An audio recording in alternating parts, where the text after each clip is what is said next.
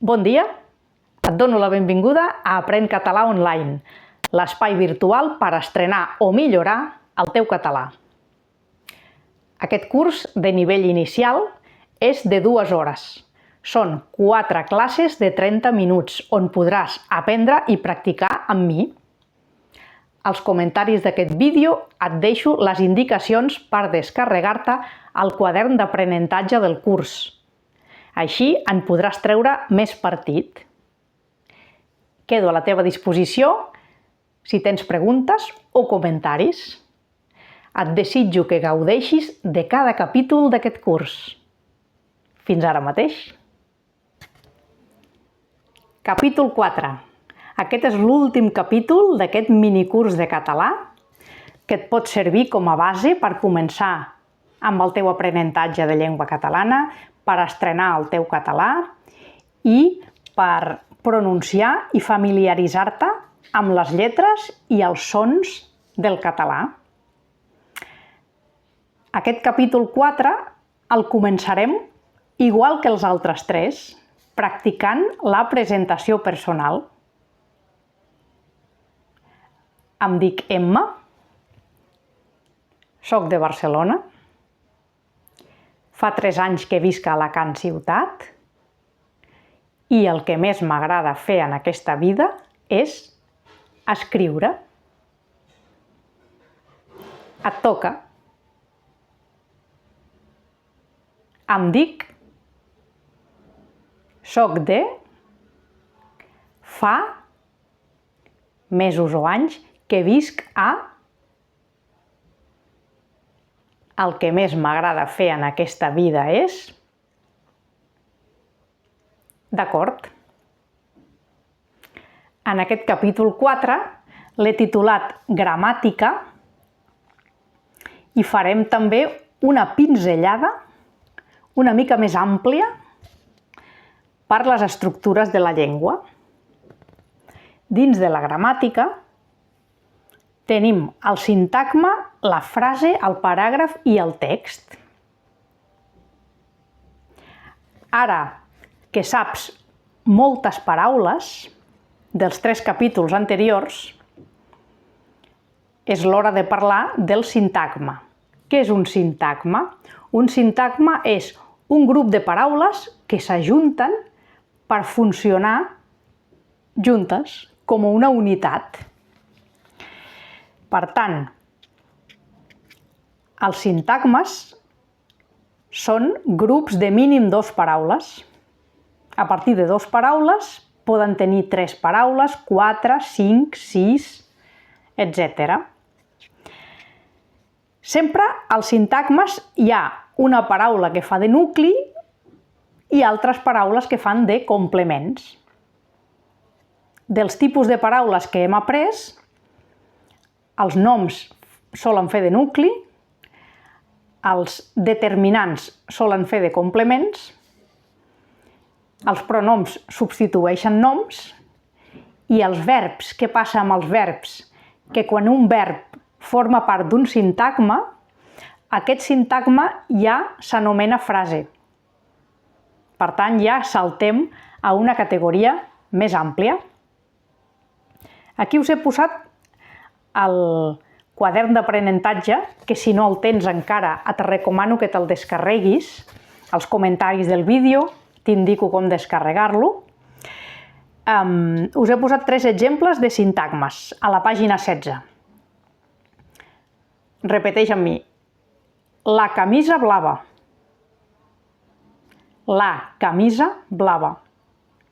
Camisa és una paraula nova per tu, però blava no, el color blau que ja l'hem après. I la també, article determinant. Capítol 1. La camisa blava. Un altre sintagma, repeteix amb mi. Fàcil de fer. Fàcil de fer. Això són 3 paraules que funcionen com una unitat.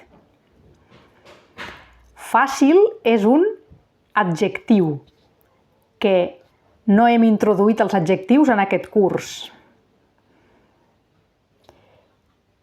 Tercer sintagma. amb il·lustracions divertides. Amb il·lustracions divertides. Il·lustracions és un substantiu, un nom, divertida seria l'adjectiu i amb, en aquest cas, una preposició. Les tres formen una unitat. Ara, repeteix amb mi aquests tres sintagmes. La camisa blava. La camisa blava. Fàcil de fer. Fàcil de fer. Amb il·lustracions divertides. Amb il·lustracions divertides. Aquí ens falta, veritat, l'acció, perquè cap d'aquests grups de paraules tenen moviment, acció, no tenen verb. Perquè hi hagi verb, necessitem una frase, o dit d'una altra manera, si hi ha verb, hi ha frase. Per tant, la frase és un sintagma on la paraula nucli és un verb.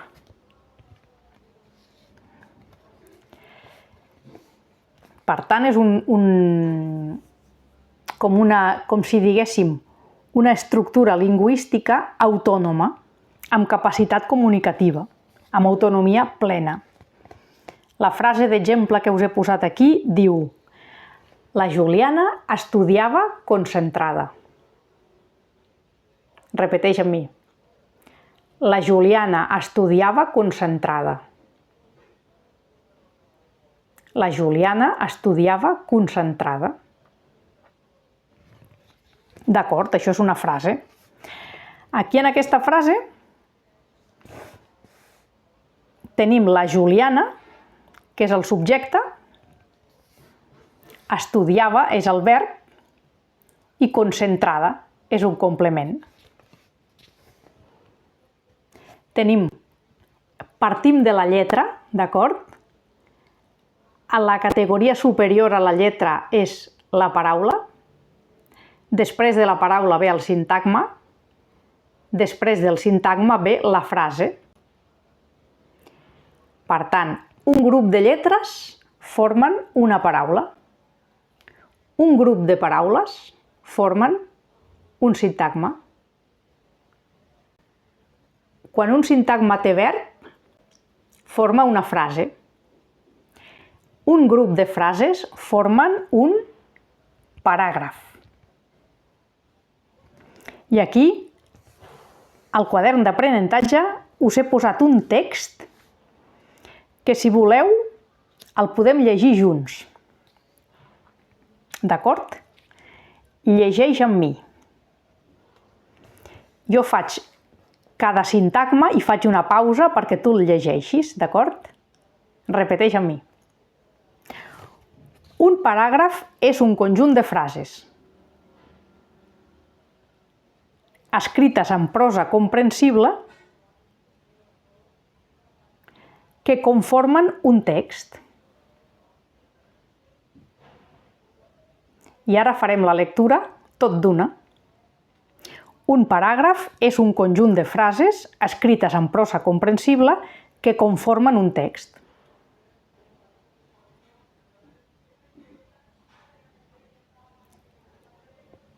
D'acord? Seguim la lectura. Diu: les frases solen anar separades per comes i punts. Fes tu la lectura. Les frases solen anar separades per comes i punts. Següent frase. Diu: la idea del contingut global es finalitza amb un punt i a part.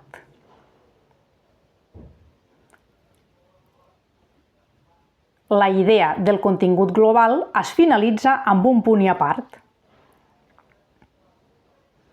Un exemple de paràgraf. Aquí el tenim. Us he posat unes lletres blaves amb una fletxa.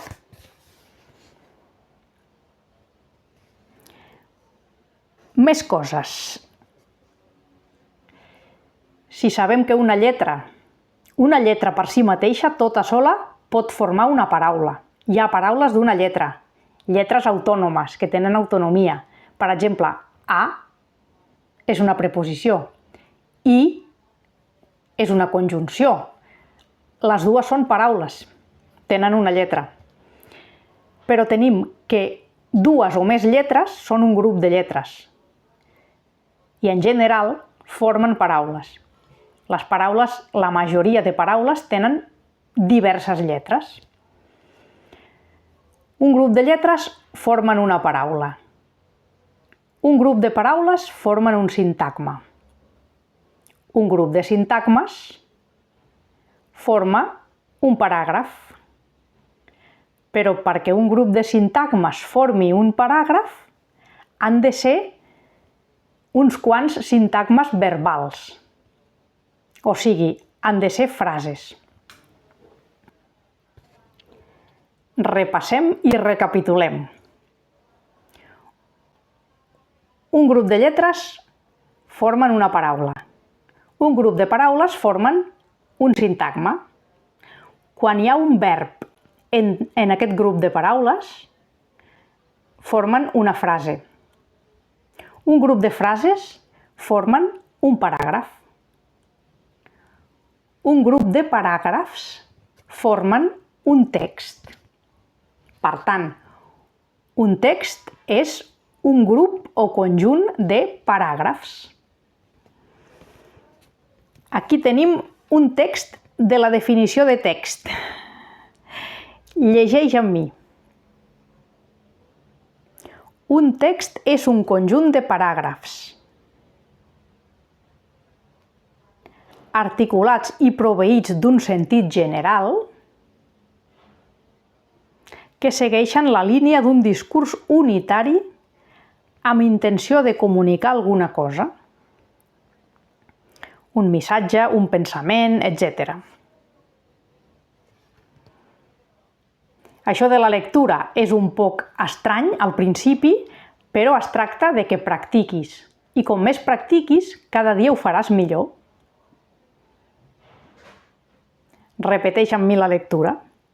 Un text és un conjunt de paràgrafs articulats i proveïts d'un sentit general que segueixen la línia d'un discurs unitari amb intenció de comunicar alguna cosa, un missatge, un pensament, etc. Com a curiositat, et diré que el mot prové del llatí textum, derivat del verb texere, que significa teixit. Quan dic el mot, mot és igual que paraula. Paraula i mot és la mateixa cosa, són sinònims. El català és una llengua que prové del llatí.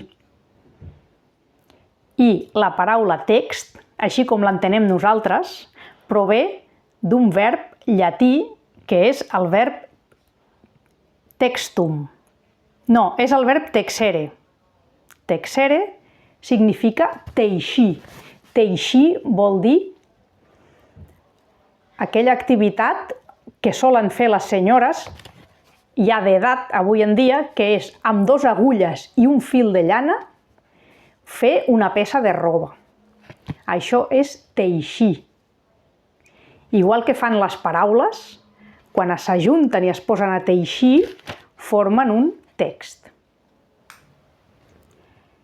I ja que estem en aquest capítol de la gramàtica, ja que hem parlat de què és una frase i com es forma, i que els grups de frases formen paràgrafs, i que els grups de paràgrafs formen textos, anem amb el resum que tenim a la part final del quadern d'aprenentatge, on us he comentat al capítol anterior que en aquest capítol practicaríem amb les frases, d'acord? És per veure si les podem llegir, però sobretot pronunciar. És important que tu pronunciïs, perquè en un curs de català, en tots, però en general, en els cursos inicials, per afavorir l'aprenentatge, has de parlar tu més que jo. O com a mínim, les propostes que et faig, pronunciar, d'acord? Llavors, agafarem les frases d'aquests accents que s'anomenen accents diacrítics, els accents en paraules monosíl·labes, i direm, a cada línia tenim un grup de frases, frases que expliquen coses sobre aquest accent diacrític en concret, d'acord? Llavors, llegeix la frase número 1.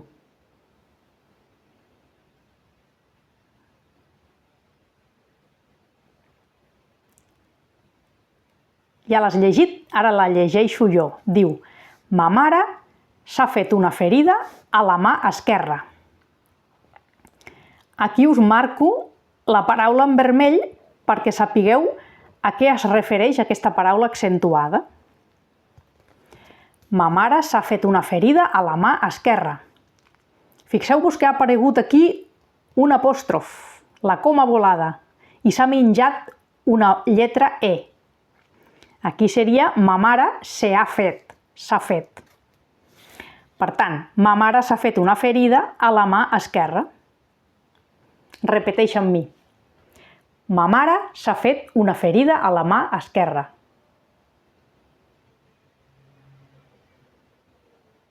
S'ha fet, aquesta E no ha de sonar. Ma mare s'ha fet una ferida a la mà esquerra. Perfecte. Frase número 2. Anava pel camí i m'ha caigut un pèl. Llegeix tu.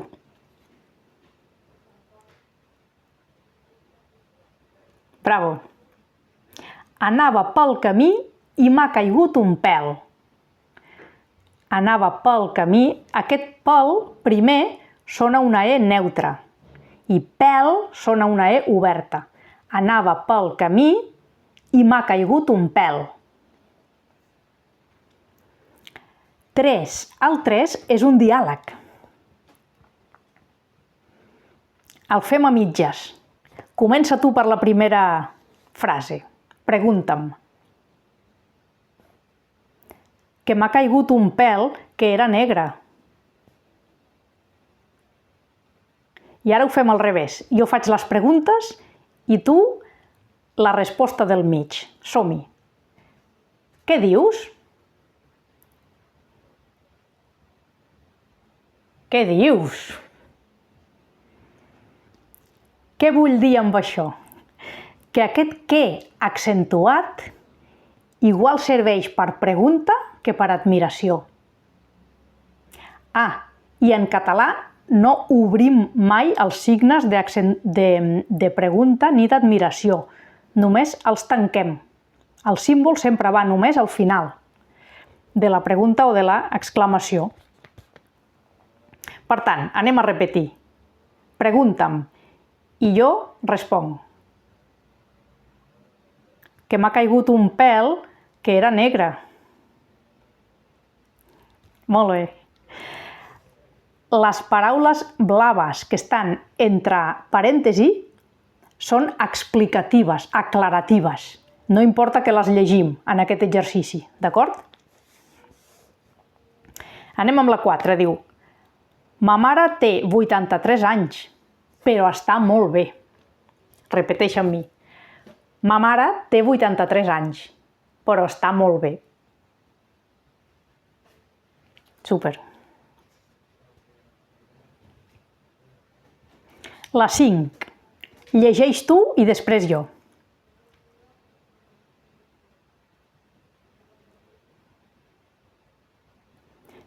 Molt bé.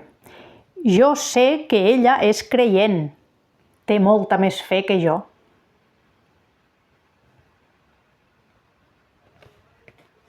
La 6. Llegeixo jo i després tu. Diu,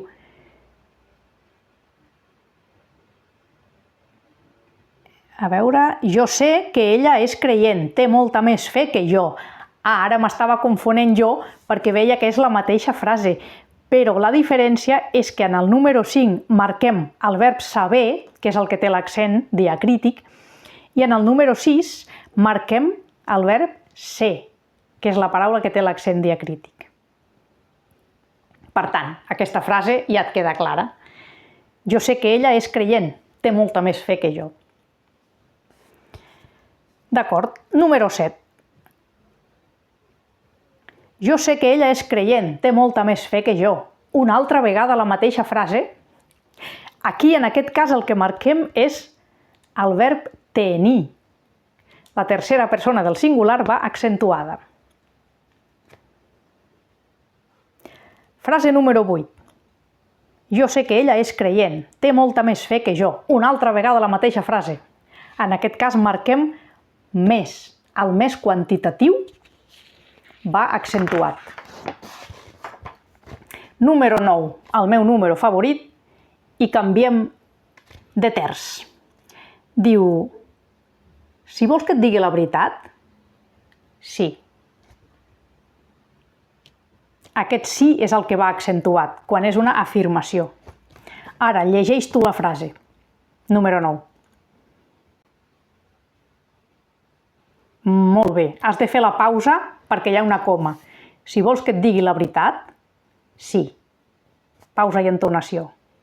El primer sí és àton. Diu, si vols, sí. Veus la diferència? Si vols, sí. Anem amb el número 10. Diu, avui no fa sol, però he heretat un terreny en sòl rústic. Quina sort! Aquest sol de l'astre, o sigui de l'estrella, no du accent. I és com una paraula àtona. Avui no fa sol, però he heretat un terreny en sòl rústic. Sol, sol. Sol, sol. Número 11. Llegeix tu.